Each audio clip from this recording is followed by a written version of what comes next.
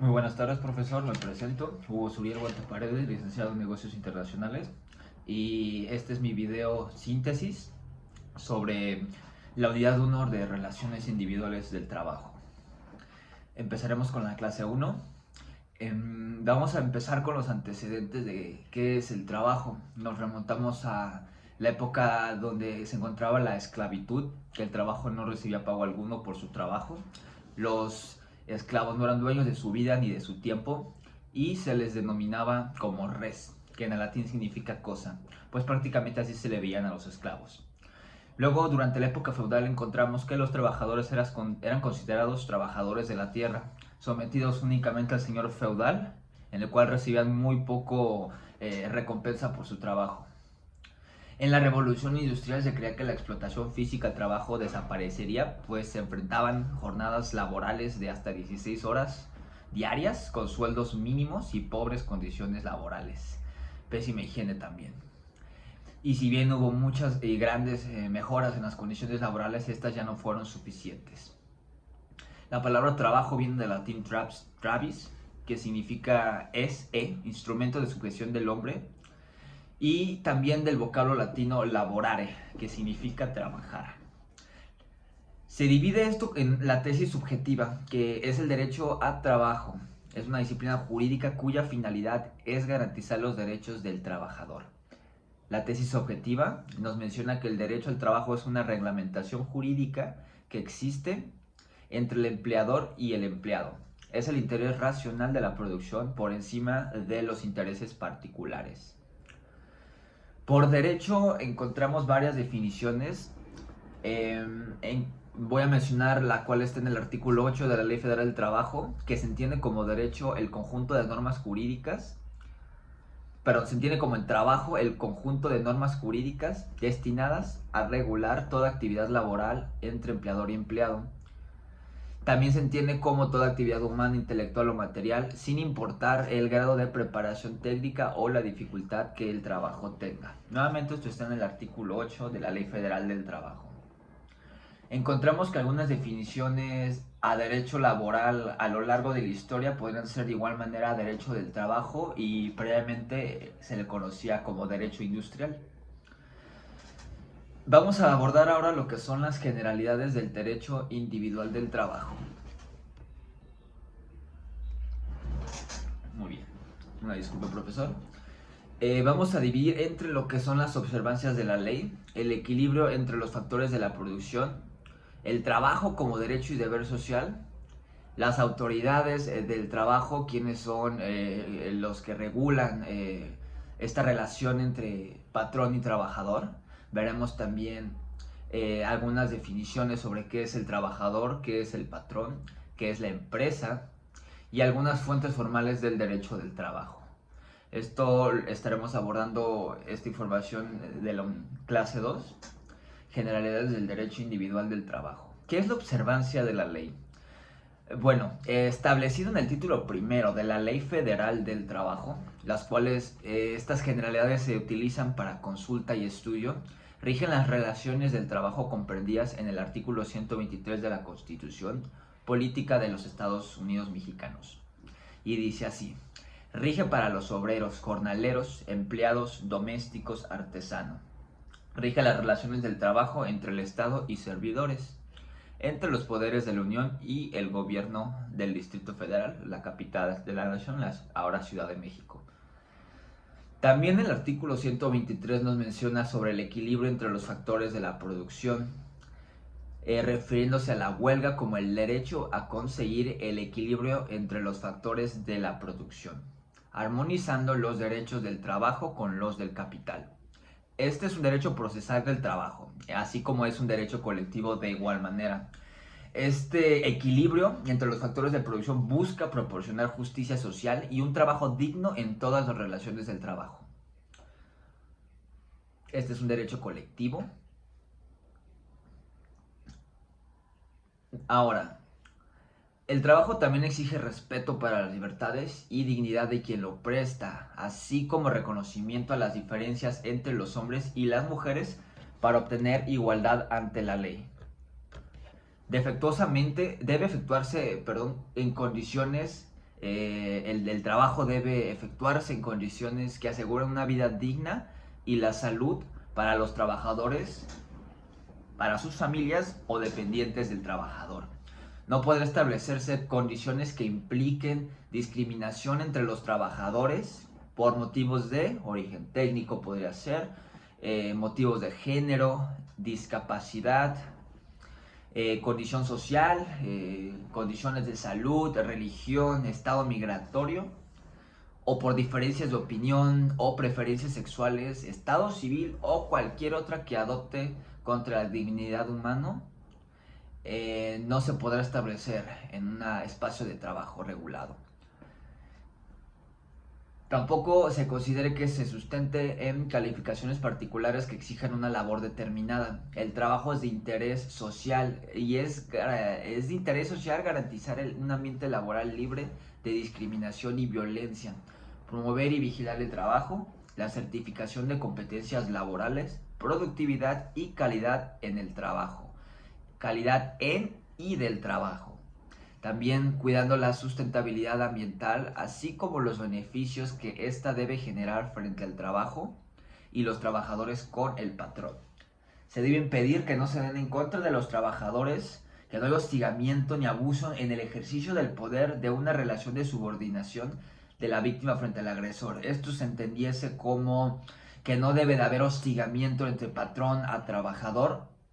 Este hostigamiento puede verse expresado de forma verbal, ya sea con palabras, de forma física o incluso de índole sexual. Ahora, ¿quiénes son las autoridades del trabajo? Bueno, se entiende por autoridades del trabajo el Centro Federal de Conciliación y Registro Laboral, y también a los centros de conciliación en las entidades federativas que tenemos, los estados. Tiene como función este centro de conciliación resolver los conflictos entre trabajadores y patrones de competencia federal.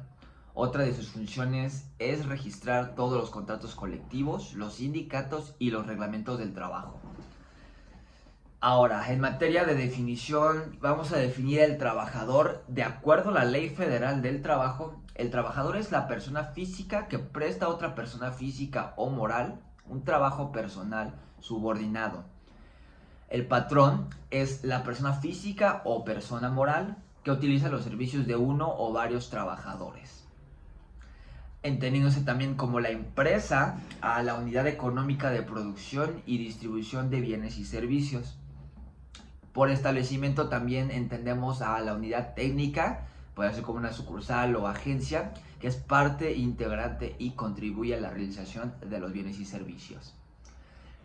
Vamos a mencionar ahora algunas fuentes del derecho formal, unas fuentes formales del derecho del trabajo, mencionando como primer lugar la Constitución Política de los Estados Unidos Mexicanos, que es la norma jurídica fundamental de la nación, y en ella se consagran los derechos mínimos que a su favor tiene la clase trabajadora. Estos están contenidos en el artículo 123. También tenemos la Ley Federal del Trabajo, que son leyes y tratados celebrados por el Ejecutivo Federal, el presidente, y aprobados por el Congreso de la Unión, que constituyen también parte de la legislación laboral del país. Hay otros principios generales del derecho, como cual está el artículo 17 de la Ley Federal del Trabajo, la cual es una triple clasificación de esta fuente formal.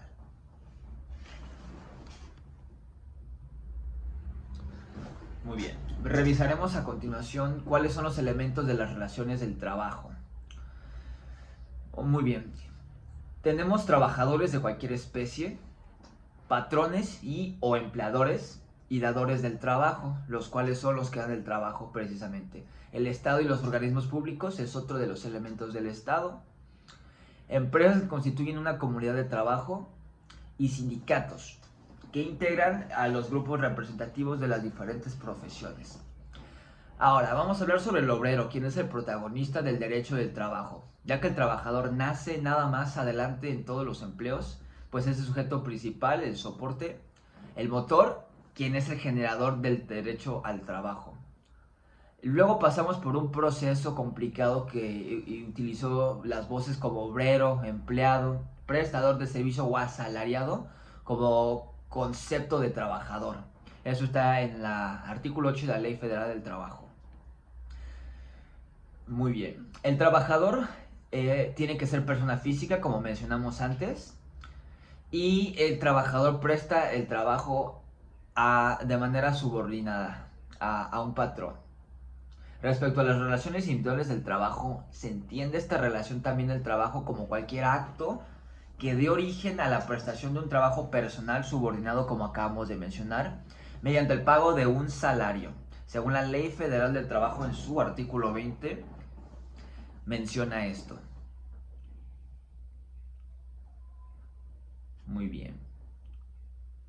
Ahora hablemos del contrato individual del trabajo. El artículo 20 de la Ley Federal del Trabajo nos comenta en su segundo párrafo, dice que el contrato individual al trabajo es aquel que en virtud del cual una persona se obliga a prestar a otro trabajo subordinado mediante el pago de un salario. Tiene que haber prestación de servicios del trabajo y remuneración por dicha prestación.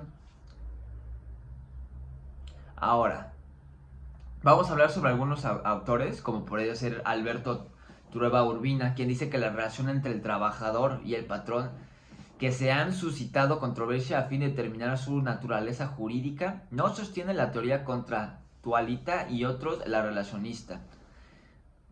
También nos menciona Cabanelas, quien dice que la relación del trabajo complementa el contrato, ya que precisamente la relación del trabajo generalmente es obligada por un contrato.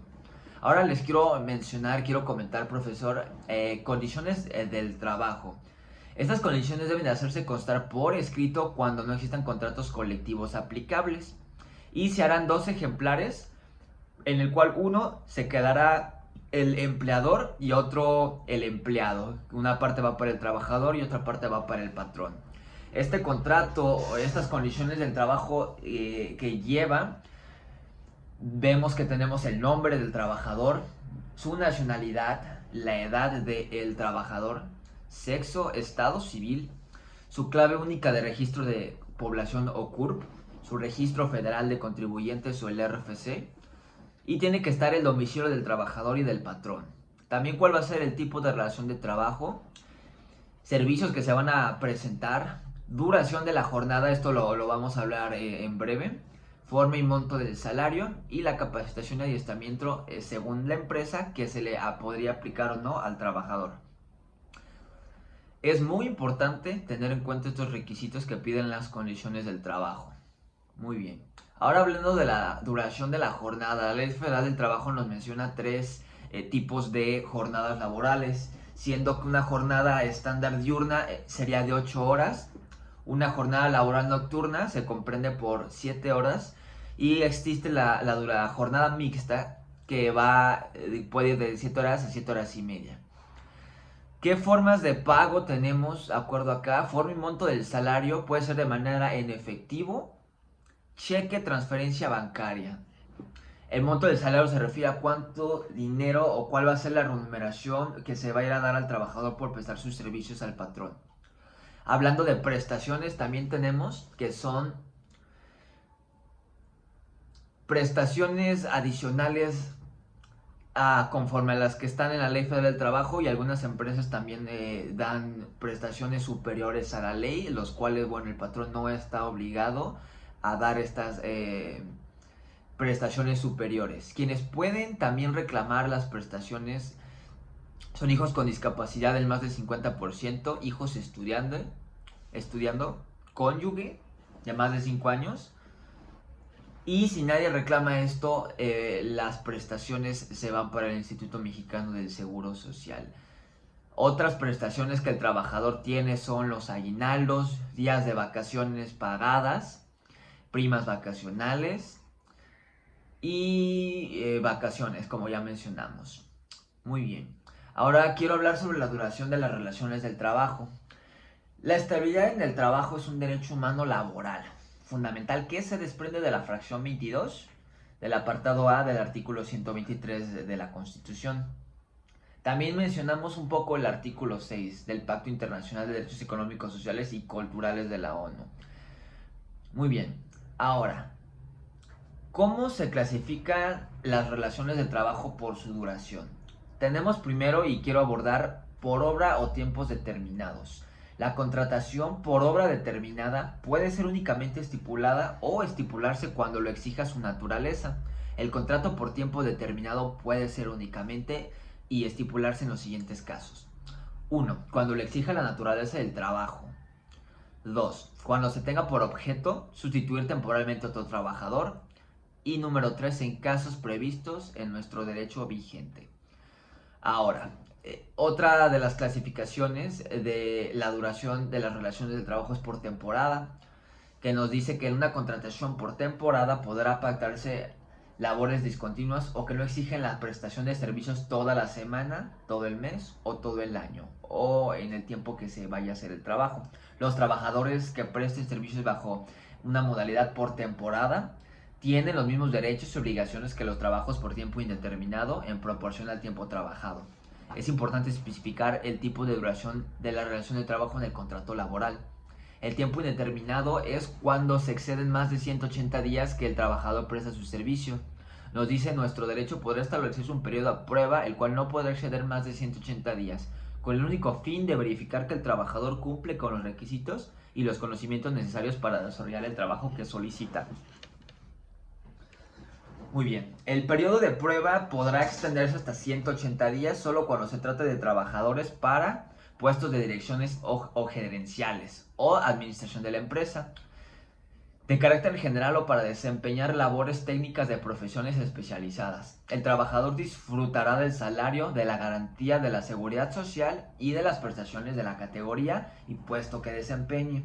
El término del periodo de prueba de no acreditarse, el trabajador deberá satisfacer los requisitos y los conocimientos que deben de ser necesarios para para desarrollar el trabajo.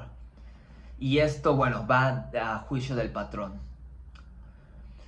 Capacitación inicial. Hablando de esto, la duración de la relación del trabajo nos dice que la capacitación inicial es aquella por virtud de la cual un trabajador se obliga a prestar sus servicios subordinados bajo la dirección y mando del patrón con el fin de que adquiera los conocimientos necesarios para la actividad que va a ser contratada. Es obligación por el patrón capacitarte para el trabajo que vas a hacer en caso de ser muy específico.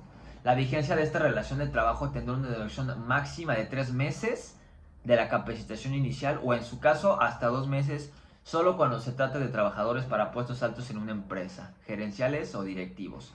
También dentro de este tiempo podrá el trabajador disfrutar de sus derechos que le otorga la ley y todos los beneficios. Muchísimas gracias por escucharme. Muy buena tarde.